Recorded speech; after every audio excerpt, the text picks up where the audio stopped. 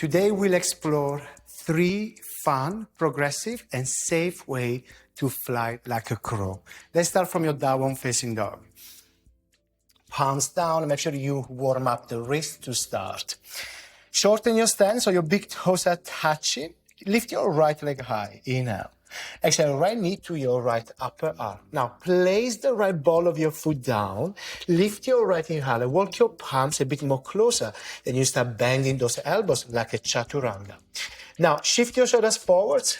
And then see if you can bend your elbows like a 90 degrees angle, but keep the top of your left foot down. So this is your first part. You want to feel that inner connection through your core, your pelvic floor, and your leg. And this is your first option. Option number 2, go back to the downward facing dog, rest. Now, lift your right leg high.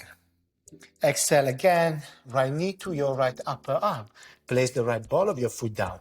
Now we're going to try to lift the back leg. So walk your hands closer, glue that knee underneath your armpits of top of your arm, but keep your right ball of your foot down. Shift your shoulders forwards. Maybe lift your left leg higher. Try not to open your hip, but rather left toe pointing up and back. You got it. Option number 3, finding your downward dog again. This is a bit more challenging, but be mindful that it's appealing to you. And then you will fly like a real crow.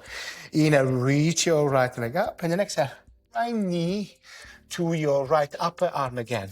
Place the right ball of your foot down. Walk your palms slightly closer so you can rest your right knee on top of your right upper arm. Bend your elbows as a chaturanga. Keep the top of your foot on your mat. Peel your right toes off your mat. Shift your shoulders forward. Lift your tailbone higher, until you lift your left leg up for your flying crow, one leg. Maybe step back to that chaturanga, to your back bend. And then finally, downward facing dog. You made it. Well done.